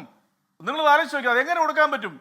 അല്ലെങ്കിൽ ഇത് സെക്കൻഡ് ഹാൻഡ് ബൈക്കുകളല്ലേ കൊടുത്തോണ്ടിരിക്കുന്നത്. അപ്പോൾ നിസ്സാരം, അതായത് കോമൺ സെൻസിൽ ഇവിടെ സിറാജുദ്ദീൻ പറഞ്ഞ പോലെ ഞാൻ അദ്ദേഹത്തിന് അപ്രീഷിയേറ്റ് ചെയ്യുകയാണ്. പക്ഷേ SP അന്നത്തെ വയനാട് SP കാണിച്ചത് നിരുത്തരവാദമാണ്. അത് തന്നെയല്ല, നേരത്തെ സ്പെഷ്യൽ ബ്രാഞ്ചും ഇന്റലിജൻസും കൊടുത്ത റിപ്പോർട്ടുകൾ മുഖ്യമന്ത്രിയുടെ അല്ലെങ്കിൽ അതിന്റെ തലപ്പത്ത് എത്തിയില്ല എന്ന് പറഞ്ഞാൽ അതിലും വലിയ ഗുരുതരമാണ്. അപ്പൊ അതൊക്കെ നമ്മൾ ശ്രദ്ധിക്കണം. നമ്മളിപ്പോ അങ്ങനെ അന്ധമായിട്ട് ആരെയും പിന്തുണയ്ക്കാൻ പറ്റത്തില്ല. അതിൽ ഒരു തർക്കമില്ല കാര്യത്തിൽ, യാതൊരു സംശയവുമില്ല. ഈ അനന്തു കൃഷ്ണൻ എന്ന് പറയുന്ന ചെറുപ്പക്കാരൻ ഈ 28 വയസ്സില്ല. ഞാൻ അയാളുടെ പ്രൊഫൈൽ നോക്കിയപ്പം 26 വയസ്സ് കഴിഞ്ഞു, 27 വയസ്സായിക്കുള്ളൂ. അയാൾ 6 വർഷമായിട്ട് കേരളത്തിൽ തട്ടിപ്പ് നടത്തുമായിരുന്നു. അയാൾക്ക് പല കോസ്മോപൊളിറ്റൻ ക്ലബ്ബുകളിലേക്ക് മെമ്പർഷിപ്പ് ഉണ്ട്. അത് തന്നെ അയാൾ അറിയപ്പെടുന്ന ഒരു ബിസിനസ് ചെയ്യുന്നില്ല. ഇനി മറ്റൊരു പ്രത്യേകത, ഇയാളുടെ ഈ പറയുന്ന NGO യൂണിയൻ എന്ന് പറയുന്നത് രജിസ്റ്റർ ചെയ്തിട്ടില്ല. അതാണ് ഇതിനകത്ത് ഏറ്റവും വലിയ സവിശേഷത. അതൊരു രജിസ്റ്റേർഡ് ഫേമേ അല്ല, ഒരു ആപ്ലിക്കേഷൻ കൊടുത്തിട്ടുണ്ടെന്നാണ് പറയുന്നത്. അത് ഒന്ന്. രണ്ടാമത് CSR ഫണ്ടിനെ കുറിച്ചൊരു ബോധവൽക്കരണം അടിയന്തരമാണ്. CSR ഫണ്ട് ചെലവഴിക്കുന്നത് എങ്ങനെയാണെന്ന്, അത് എങ്ങനെ കിട്ടുന്നുവെന്നും 2% മുതൽ 4% ഈ കോർപ്പറേറ്റുകൾ നിർബന്ധമായിട്ട് കൊടുക്കേണ്ട CSR ഫണ്ട്. ആ CSR ഫണ്ട് കൊടുത്തു കഴിഞ്ഞിട്ടുണ്ടെങ്കിൽ അത് ഓഡിറ്റ് ചെയ്യണം, അതിന് റിട്ടേൺ കൺസേൺ അതോറിറ്റിക്ക് കൊടുക്കണം. ഇതെല്ലാം നമ്മുടെ കൺമുമ്പിൽ നിൽക്കെ ഇതുപോലെയുള്ള വലിയ ആളുകൾ ഇവന്റെ അടുത്ത് പോയി ഇതുപോലെ കൂട്ടുനിന്നെങ്കിൽ സംശയമില്ല ഇയാൾ ഒറ്റയ്ക്കല്ലെന്നുള്ള കാര്യത്തിൽ. ഇനി ഞാൻ വരാം. ഞാൻ തമ്പിസാറിലേക്ക് ഒന്ന് വിടാം. തമ്പിസാർ, ഇതിനകത്ത് ഈ രാഷ്ട്രീയ നേതാക്കളുടെ, ഇപ്പൊ ഞാൻ ആരുടെയും പേരുകൾ പറയുന്നില്ല, എല്ലാ മുന്നണികളിലും പെട്ട, എല്ലാ രാഷ്ട്രീയ പാർട്ടികളിലും പെട്ട നേതാക്കളുടെ ഒക്കെ പേരുകൾ, അല്ലെങ്കിൽ അതിലെ ഉന്നതരായ നേതാക്കളുടെ അല്ലെങ്കിൽ ജനപ്രതിനിധികളുടെ ഒക്കെ പേരുകൾ ഇതിനോട് ചേർത്ത് വെച്ച് പുറത്തു വരുന്നുണ്ട്. അവരൊക്കെ നിഷേധക്കുറിപ്പുമായി രംഗത്ത് വരികയാണ്. അപ്പോൾ കോടിക്കണക്കിന് രൂപ തട്ടിച്ചെടുത്ത അക്കൗണ്ടിൽ വന്ന, അതായത് 1000 കോടിയുടെ ഇടപാടുകൾ നടത്തിയെന്നാണ് നമുക്കിപ്പോൾ മനസ്സിലാക്കാൻ. പോലെ കണക്കിനാണ്, നൂറുകണക്കിനാണ് ഇത്തരം നൂറുകണക്കിന് കോടികളുടെ ഇടപാടാണ് നടത്തിയിട്ടുള്ളതെങ്കിൽ ഏതാണ്ട് 10 ലക്ഷം രൂപയാണ് ഇപ്പോൾ ഈ അനന്തു കൃഷ്ണന്റെ അക്കൗണ്ടിലുള്ളത് എന്നാണ് നമുക്ക് മനസ്സിലാക്കാൻ കഴിയുന്നത്. മാത്രമല്ല, ഇതിനുശേഷം അയാൾ മറ്റൊരു കമ്പനി ഉണ്ടാക്കി ആ കമ്പനിയിലേക്ക് ഈ തുക മാറ്റുകയും അയാളുടെ ഒരു ആർഭാട ജീവിതത്തിന് വേണ്ടി, അതായത് സോഷ്യൽ ബി വെഞ്ചേഴ്സ് എന്നൊരു കമ്പനിയിലേക്ക് ഈ തുകയൊക്കെ മാറ്റുകയും ഇയാൾ ഒരു ആർഭാട ജീവിതം നയിക്കുകയും ചെയ്തു എന്നും ഉള്ള വിവരങ്ങൾ പുറത്തു വരുന്നുണ്ട്. ഒരു ആഡംബര ജീവിതം അനന്തു നയിച്ചു എന്നുള്ള വിവരങ്ങൾ വരുന്നുണ്ട്. പണം കിട്ടി, പണം കൊടുത്തു എന്നൊരു ഭാഗത്തുനിന്നും പണം വാങ്ങിയിട്ടില്ല എന്ന് രാഷ്ട്രീയ നേതാക്കളും പറയുമ്പോൾ പിന്നെ ഈ പണമൊക്കെ എവിടെ പോയി എന്നൊരു ചോദ്യമുണ്ടല്ലോ. പിന്നെ ആരുടെയും സഹായമില്ലാതെ ഒറ്റയ്ക്ക് നിന്ന് നടത്താൻ പറ്റുന്ന ഒരു തട്ടിപ്പല്ലല്ലോ, അങ്ങനെ ഒരു കർക്ക് കമ്പനി അല്ലല്ലോ അനന്തു കൃഷ്ണൻ്റേത്. അപ്പോൾ ഇതെങ്ങനെ, ഈ അന്വേഷണം എങ്ങനെ മുന്നോട്ട് പോകും? ക്രൈംബ്രാഞ്ച് എങ്ങനെ ഈ അന്വേഷണത്തെ മുന്നോട്ട് കൊണ്ടുപോകും? എങ്ങനെയാണ് ഇതിലെ യഥാർത്ഥ പ്രതികൾ ആരാണെന്ന് കണ്ടെത്തുകയും അവർ ശിക്ഷിക്കപ്പെടുകയും ചെയ്യുക? അതിൻ്റെ സാധ്യത, അതിൻ്റെ വഴികൾ എന്തൊക്കെയാണ്? അല്ല, ഇത് നമുക്കറിയാം. ഈ തട്ടിപ്പുകാരുടെ ചരിത്രവും അല്ലെങ്കിൽ തട്ടിപ്പുകാരുടെ നാൾ വഴികളും പരിശോധിച്ചാൽ അവരുടെ എല്ലാം പൊതു സ്വഭാവമാണിത്. കാരണം എല്ലാ മുൻസിമാവുമെങ്കിൽ എത്രയോ കേസുകൾ നമ്മൾ ഈ ഫ്ലോറിൽ തന്നെ ചർച്ച ചെയ്തിട്ടുണ്ട്. എല്ലാവരുടെയും പൊതു സ്വഭാവം അവരിൽ ഒന്നും കാണില്ല. കാരണം അവർ ഈ തട്ടിക്കുന്ന ആളുകളുടെ പണം, അവർക്ക് ലഭിക്കുന്ന പണത്തിൽ ഒരു ഭീമഭാഗവും അവരുടെ ലാവിഷ് ലൈഫിന് വേണ്ടി അവർ കളയും. വലിയൊരു ഭാഗം ആളുകൾക്ക് വെറുതെ കൊടുക്കും. അതിൻ്റെ എന്താ പറയുക, അതിൻ്റെ ബെനിഫിഷ്യറീസ് എന്ന് പറയുന്നത് പലപ്പോഴും പൊളിറ്റീഷ്യൻസ് ആയിരിക്കും, അല്ലെങ്കിൽ പോലീസ് ഉദ്യോഗസ്ഥരായിരിക്കും, അല്ലെങ്കിൽ IAS-കാരായിരിക്കും, അല്ലെങ്കിൽ അങ്ങനെ അധികാരം കൈയാളുന്ന ആളുകളായിരിക്കും. ഈ പണം അവർ കൊടുക്കുന്നതാണ്. അവർക്കിതിൽ പങ്കുണ്ട് എന്നുള്ള അർത്ഥമാക്കേണ്ട കാര്യമില്ല. കാരണം ഇങ്ങനെയുള്ള ആളുകളുടെ ഒരു പൊതു സ്വഭാവമാണ്. ഏത് തട്ടിപ്പുകാരെ പരിശോധിച്ചാലും ശരി, അവരാ പൈസ കൊണ്ട് എവിടെയെങ്കിലും ഇൻവെസ്റ്റ് ചെയ്യുകയോ അല്ലെങ്കിൽ എവിടെയെങ്കിലും വേറൊരു ബിസിനസ് തുടങ്ങി പൈസ, അങ്ങനെയുള്ളൊരു സ്വഭാവം ഉണ്ടാകില്ല. അതൊരു പൊതു സ്വഭാവമായി നമ്മൾ കണക്കാക്കേണ്ടി വരും. ഇതിനകത്ത് ഈ അനന്തകൃഷ്ണൻ എന്ന് പറയുന്ന വ്യക്തിക്ക് മാത്രമല്ല ഇതിൽ പങ്ക് എന്നുള്ളത് നമ്മൾ പകൽ പോലെ വ്യക്തമാണ്. കാരണം അയാൾക്ക് മാത്രം ഇങ്ങനെ ഒരു വലിയൊരു ചെയിൻ ഒരിക്കലും ഒരു കാരണവശാലും നടത്താൻ കഴിയില്ല. കാരണം ഇവിടെ സൂചിപ്പിക്കപ്പെട്ടതുപോലെ ഈ CSR ഫണ്ട് നേരിട്ട് കൊടുക്കാം, അല്ലെങ്കിൽ NGO-കൾ കൊടുക്കാം. അപ്പോൾ നമ്മുടെ നാട്ടിൽ അംഗീകരിക്കപ്പെട്ട റോട്ടറി ക്ലബ്ബ് പോലെ അല്ലെങ്കിൽ ലയൺസ് ക്ലബ്ബ് പോലെ എത്രയോ NGO-കൾ മുഖാന്തരം അത് നടപ്പാക്കുന്നുണ്ട്. അതുകൂടാതെ മറ്റ് NGO-കൾ കൂടെയും നടപ്പാക്കുന്നുണ്ട്. അതല്ലാതെ അവർ തന്നെ നേരിട്ട് അവർക്കൊരു ഏജൻസി ഉണ്ട് ഈ CSR ഫണ്ട് നടപ്പാക്കാൻ വേണ്ടിയും നല്ല കമ്പനികൾക്കൊക്കെ അത് മോണിറ്റർ ചെയ്യാൻ വേണ്ടിയും അതിൻ്റെ കണക്ക് ഓഡിറ്റ് ചെയ്യാൻ വേണ്ടിയും എല്ലാം മേഖലകളുണ്ട്. അങ്ങനെയൊക്കെ ഇത് നടപ്പാക്കപ്പെടുന്നുണ്ട്. പക്ഷേ ഈ ഒരു ആശയം ചിലപ്പോൾ അനന്തകൃഷ്ണൻ്റെ ആവാം. പക്ഷേ ആ ആശയത്തിന് രൂപവും ഭാവവും ഒക്കെ നൽകിയത് മറ്റുള്ള ആളുകൾ തന്നെയാണ്. അതിന് മറ്റ് ഈ പറയുന്നത് പോലെയുള്ള NGO-യുടെ ചെയിൻ, ഈ പറയുന്ന തട്ടിപ്പ് NGO-കൾ ഒക്കെ ഇതിൽ ഉൾപ്പെട്ടിട്ടുണ്ടാകാം, അതിൻ്റെ ആളുകൾ ഉൾപ്പെട്ടിട്ടുണ്ടാകാം. അതിലെനിക്ക് തോന്നുന്നു ഈ അനന്തകുമാർ എന്ന് പറയുന്ന വ്യക്തി ഈ രംഗത്ത് വളരെ പ്രശസ്തനാണ്. അദ്ദേഹത്തിന് നമ്മുടെ സംസ്ഥാനത്തിന് പുറത്തും എല്ലാം വേരുകളുള്ള ഒരാളാണ്. അത് മാത്രമല്ല, അദ്ദേഹത്തിന് അല്ലാതെ വളരെ പയസ്സായിട്ടുള്ളൊരു ഇമേജുള്ള ആളാണ്. അപ്പോൾ ആ ഇമേജും അദ്ദേഹത്തിൻ്റെ ഇമേജും പയസ്സായിട്ടുള്ള ഇമേജും അദ്ദേഹത്തിന് ഈ രംഗത്തുള്ള പ്രവർത്തന പാരമ്പര്യവും സേവന രംഗത്തുള്ള പ്രവർത്തന പാരമ്പര്യവും എല്ലാം ഇതിൽ മുതൽക്കൂട്ടിട്ടുണ്ടാകണം എന്നാണ് എനിക്ക് തോന്നുന്നത്. അപ്പോൾ അതെല്ലാം കൂടി കൂട്ടിച്ചേർന്ന് ആണ് ഇത് പ്രവർത്തിച്ചിട്ടുള്ളത്. അപ്പോൾ അനന്തകുമാറിന്റെ കാര്യം ഇപ്പോൾ താങ്കൾ പറഞ്ഞതുപോലെ അതവിടെ അനന്തകുമാർ പ്രതിയായേക്കും കൂടുതൽ കേസുകളിൽ എന്നുള്ള വിവരങ്ങൾ വരുന്നുണ്ട്. ഇപ്പോൾ അദ്ദേഹത്തെ കാണാനില്ല എന്നൊക്കെ പറയുന്നത് ശ്രീ റെജിലുക്കോസ് പറഞ്ഞു, എനിക്കറിയില്ല, അത് സ്ഥിരീകരിക്കേണ്ട വിവരമാണ്. പക്ഷെ ഞാൻ പറയുന്നത്, ഇതിൽ പങ്കുകാരായി നിന്നിട്ടുള്ള പടി പറ്റിയിട്ടുള്ള രാഷ്ട്രീയ നേതൃത്വം ഉണ്ടെങ്കിൽ, ജനപ്രതിനിധികളുണ്ടെങ്കിൽ, അവരൊക്കെ സ്വാഭാവികമായും എന്താണ് ശ്രമിക്കുക? ഈ അനന്തു കൃഷ്ണൻ കുടുങ്ങാതിരിക്കാൻ ശ്രമിക്കും, അല്ലേ? കാരണം അവരുടെ പ്രതിച്ഛായ തകരാതിരിക്കാൻ സ്വാഭാവികമായും പാർട്ടികളാണെങ്കിലും കക്ഷികളാണെങ്കിലും അതല്ല ഈ നേതാക്കളാണെങ്കിലും ഒക്കെ അവർ സ്വയം രക്ഷപ്പെടാനുള്ള മാർഗങ്ങൾ നോക്കും. അങ്ങനെയാണെങ്കിൽ ഈ പണം നഷ്ടപ്പെട്ട സാധാരണക്കാരായ ആൾക്കാരുണ്ടല്ലോ, അവരെന്ത് ചെയ്യും? ഇതിലെ യഥാർത്ഥ കുറ്റക്കാരെ നമ്മളെങ്ങനെ കണ്ടെത്തും? അതിന് എന്തെങ്കിലും ഒരു സാധ്യതയും വഴിയുമുണ്ടോ? ഈ അന്വേഷണമൊക്കെ അതിനൊരു മാർഗമാണോ?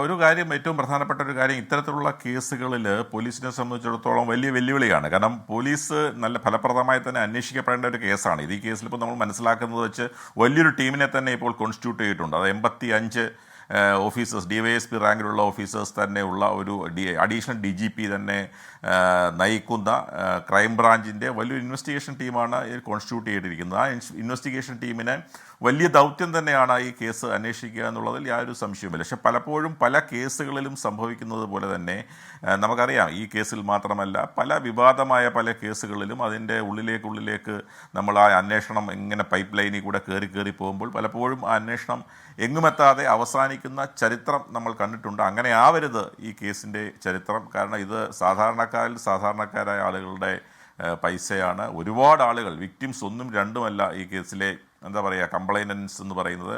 കേരളത്തിൽ അങ്ങോളം ഇങ്ങോളം ഒരു ജില്ലയിൽ നിന്ന് തന്നെ 4000-ൽ പരവും 5000-ൽ പരവും ബാധികളാണ് ഓരോ ഈ കേസിലുള്ളത്. അപ്പോൾ അത്രയേറെ ആളുകളുടെ ഹാർഡ് ഏൺ മണിയാണ് അവരുടെ പ്രതീക്ഷ.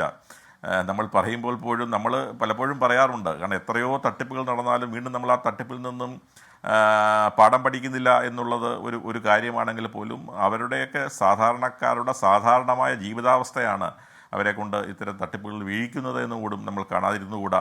അപ്പോൾ അങ്ങനെയുള്ള സാധാരണക്കാരുടെ പണമാണ് ഇവിടെ നഷ്ടപ്പെട്ടിരിക്കുന്നത്. അതുകൊണ്ട് എന്ത് വില കൊടുത്തും ആ പണം അവർക്ക് തിരിച്ചു കിട്ടാൻ, അല്ലെങ്കിൽ കുറ്റവാളികളെ മാതൃകാപരമായി ശിക്ഷിക്കുവാൻ വേണ്ടിയുള്ള ദൗത്യം പോലീസ് ഏറ്റെടുക്കാൻ തയ്യാറാകണം എന്ന് മാത്രമേ ഇപ്പോൾ നമുക്ക് പറയാൻ കഴിയൂ. കാരണം അന്വേഷണം ഏത് രൂപത്തിൽ വരും, ഏത് ഭാവത്തിൽ വരും, ഇത് മുമ്പോട്ട് പോകുമ്പോൾ എന്നുള്ളത് ഇപ്പോൾ നമുക്ക് പറയാൻ കഴിയില്ല. കാരണം ഇതിനകത്തുള്ള ഏറ്റവും പ്രധാനപ്പെട്ട കാര്യം, ഈ അനന്തകൃഷ്ണൻ എന്ന് പറയുന്ന പ്രതി ഈ കസ്റ്റഡിയിൽ ഇരുന്നു കൊണ്ട് പല വെളിപ്പെടുത്തലുകളും ഇനി നടത്താൻ സാധ്യതയുണ്ട്. അയാൾ പോലീസിനോടെയും പല വെളിപ്പെടുത്തലുകൾ നടത്തും. അതൊന്നും ശരിയാവണമെന്നില്ല.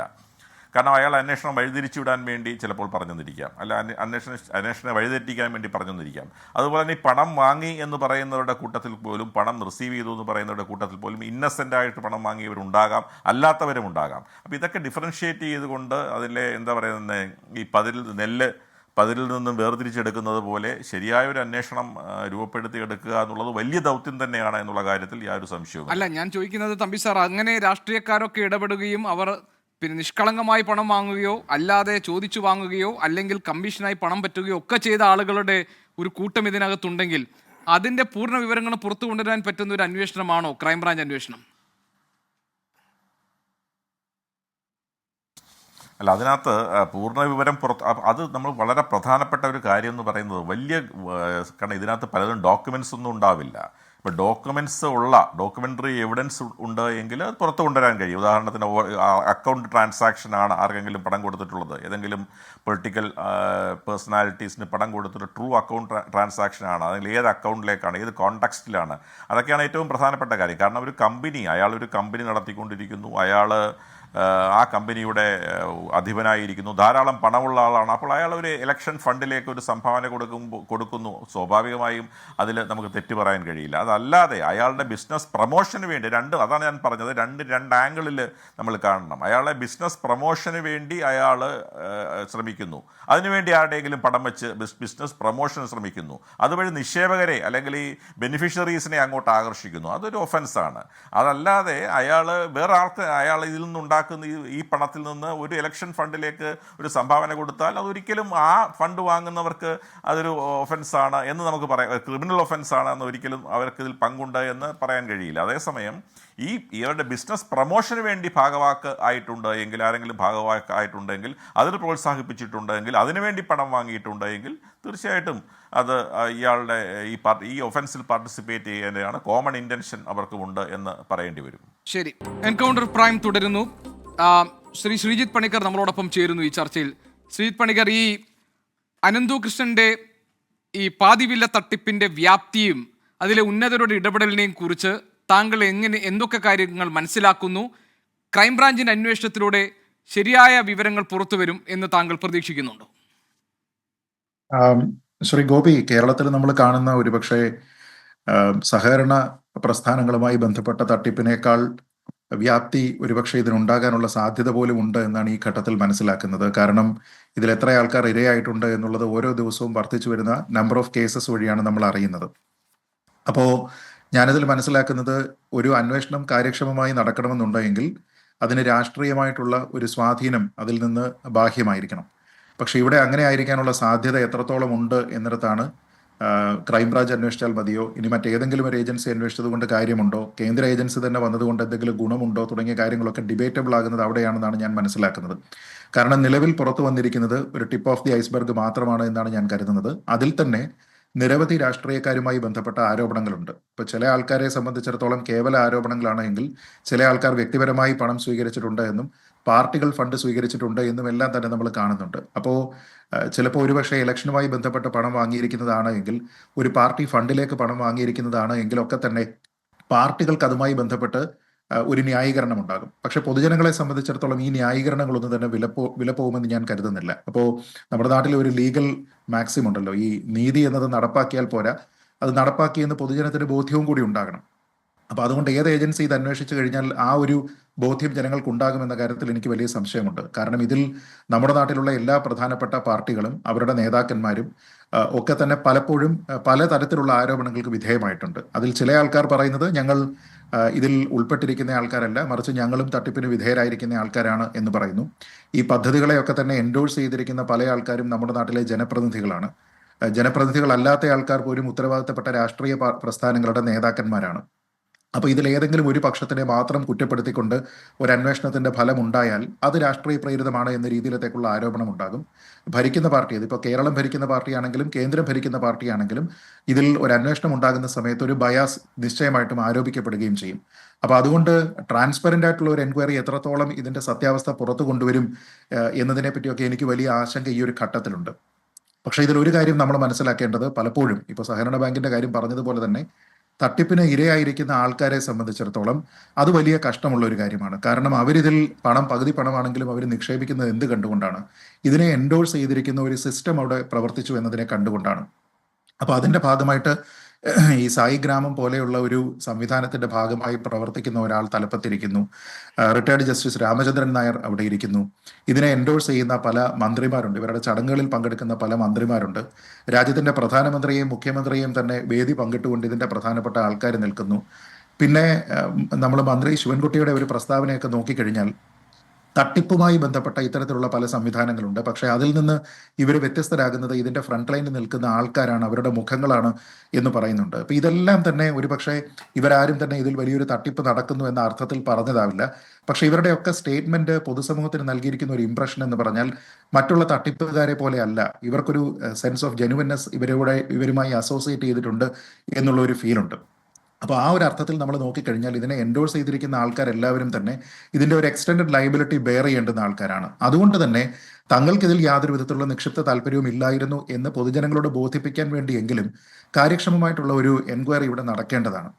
പക്ഷെ അങ്ങനെയുള്ള ഒരു എൻക്വയറി നടക്കുമോ? നടന്നു കഴിഞ്ഞാൽ തന്നെ അതിൽ ഈ എൻക്വയറി ഓർഡർ ചെയ്യുന്ന അല്ലെങ്കിൽ അതിനെ നയിക്കുന്നത് കേന്ദ്രത്തിലാണെങ്കിലും സംസ്ഥാനത്തിലാണെങ്കിലും ഉള്ള ആൾക്കാരുടെ രാഷ്ട്രീയ പ്രസ്ഥാനങ്ങളുമായി ബന്ധപ്പെട്ട് എന്ത് രീതിയിലത്തേക്കുള്ള തീരുമാനമാണ് എടുക്കുക തുടങ്ങിയ കാര്യങ്ങളൊക്കെ ഉണ്ട്. ഇപ്പോൾ ഇതിൽ തന്നെ ചില ഇംപ്ലിമെന്റേഷൻ ഏജൻസികൾ, ഉദാഹരണത്തിന് ശ്രീ എൻ രാധാകൃഷ്ണന്റെ സൈൻ എന്ന് പറയുന്നുള്ള ഒരു ഇംപ്ലിമെന്റേഷൻ ഏജൻസി, ആ ഏജൻസിയും ഇതേപോലെ ആരോപണം നേരിടുന്നുണ്ട്. പക്ഷേ ഈ അനന്തകൃഷ്ണൻ എന്ന് പറയുന്ന വ്യക്തി തന്നെ ആ കാര്യത്തിൽ പറയുന്നത് അദ്ദേഹവുമായി ബന്ധപ്പെട്ട് ഇത്തരത്തിലുള്ള പണമിടപാടുകളില്ല എന്ന് പറയുന്നു. പക്ഷേ രാഷ്ട്രീയമായിട്ടുള്ള ആരോപണം അദ്ദേഹത്തിന് മേലുമുണ്ട്. അദ്ദേഹം പറയുന്നത് താനും ഇതിന്റെ ഒരു ഇരയാണ് എന്നാണ്. അപ്പോൾ എല്ലാവരും എൻഡോഴ്സ് ചെയ്യുന്ന ഒരു സംവിധാനത്തിന്റെ ഭാഗമായിട്ട് നിരവധി ആൾക്കാർ പ്രവർത്തിക്കുമ്പോൾ എല്ലാവരുടേതും അതിൽ ഗൂഢമായിട്ടുള്ള ഒരു ഉദ്ദേശമാണ് എന്ന് കരുതാനായിട്ട് കഴിയില്ല. അതിപ്പോ മന്ത്രി ശിവൻകുട്ടിയാണ് എങ്കിലും ഇപ്പോൾ ഇവരുടെ ചടങ്ങുകളിൽ സംബന്ധിച്ചു എന്ന് പറയുന്ന മറ്റ് രാഷ്ട്രീയ നേതാക്കന്മാരാണെങ്കിലും CPM അവരുടെ ഭാഗത്തു നിന്ന് സംഭാവന വാങ്ങിയിട്ടുണ്ട് എന്ന് പറയുമ്പോഴും എൻ രാധാകൃഷ്ണൻ അടക്കമുള്ള നിരവധി ആൾക്കാരുടെ ഇംപ്ലിമെന്റേഷൻ ഏജൻസികളാണെങ്കിലും ഒക്കെ തന്നെ ഈ ഒരു സിസ്റ്റം ഒന്നുകിൽ ഇവരെ വളരെ വിദഗ്ധമായിട്ട് കബളിപ്പിച്ചു എന്നെങ്കിലും നമ്മൾ മനസ്സിലാക്കണം. കാരണം ഞാൻ നേരത്തെ പറഞ്ഞതുപോലെ ഇത് എൻഡോഴ്സ് ചെയ്യുന്ന കുറേയധികം ആൾക്കാരുണ്ട്. ഇതുമായി അസോസിയേറ്റ് ചെയ്തിരിക്കുന്ന വ്യക്തികൾക്കെല്ലാം തന്നെ കളങ്കമില്ലാത്ത ഒരു ഇമേജ് ഉണ്ട്. അവരുടെ പബ്ലിക് ലൈഫിലാണെങ്കിലും വ്യക്തിപരമായിട്ടാണെങ്കിലും അങ്ങനെയുള്ള ഒരു ഇമേജ് ഉണ്ട്. ആ ഇമേജിനെ വളരെ ഫലപ്രദമായിട്ട് ഉപയോഗിക്കാനായിട്ട് ഈ അനന്തകൃഷ്ണനാണെങ്കിലും അല്ലെങ്കിൽ ഇതേ വ്യക്തികൾക്കാണെങ്കിലും സാധിച്ചിട്ടുണ്ട് എങ്കിൽ അതാണ് ഇവിടെ എക്സ്പോസ് ചെയ്യപ്പെടേണ്ടത്. അതായത് ശ്രീജിത്ത് പണിക്കർ, താങ്കൾ പറയുന്നത് ഇത് കവറപ്പ് ചെയ്യാനുള്ള എല്ലാ സാഹചര്യങ്ങളും ഈ കേസിൽ നിലനിൽക്കുന്നുണ്ടെന്നും അനന്തകൃഷ്ണൻ പലപ്പോഴായി നടത്തുന്ന ഈ മാധ്യമങ്ങളോടായി നടത്തുന്ന പ്രതികരണങ്ങളൊക്കെ തന്നെ വേറൊരു തരത്തിൽ നിങ്ങളുടെയൊക്കെ പേര് പറയാൻ എന്നെ നിർബന്ധിക്കരുതെന്ന് അവരെ ഒന്ന് പേടിപ്പിക്കുന്ന തരത്തിലാണെന്നും നമുക്ക് മനസ്സിലാക്കാമോ? അങ്ങനെയാണെങ്കിൽ ഈ പണം നഷ്ടപ്പെട്ടവർക്ക് എന്നേക്കുമായി നഷ്ടപ്പെട്ട അവരുടെ പണം അത് മാത്രമാണ് ഇതിൽ അവശേഷിക്കാൻ പോകുന്നത്.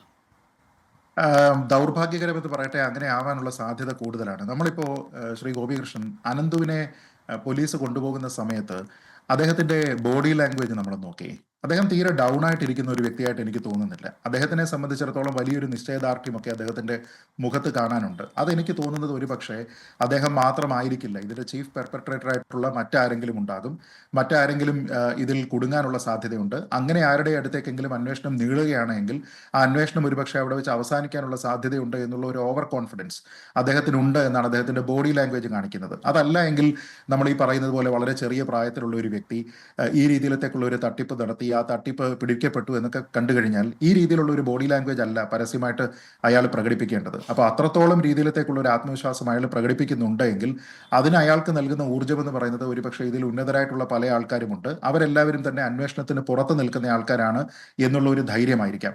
അങ്ങനെയാണ് എങ്കിൽ ഇപ്പോൾ ഗോപികൃഷ്ണൻ പറഞ്ഞിരിക്കുന്ന ഒരു ദുരവസ്ഥയിലേക്ക് കാര്യങ്ങൾ എത്തും. അതായത് പണം നിക്ഷേപിച്ചിട്ട് ഇതുവരെയും അവർക്ക് ഈ പറയുന്ന നിരക്കുകളിൽ, സൗജന്യ നിരക്കുകളിൽ ഈ പ്രോഡക്റ്റ് ഒന്നും കിട്ടാത്ത ആൾക്കാരുണ്ട് എങ്കിൽ അവരുടെ പണം നഷ്ടപ്പെട്ടു എന്ന രീതിയിലത്തേക്ക് വേണം മനസ്സിലാക്കാൻ. അതല്ലാതെ ഈ പണം എത്ര ആൾക്കാർ തിരിച്ചു കൊടുക്കും?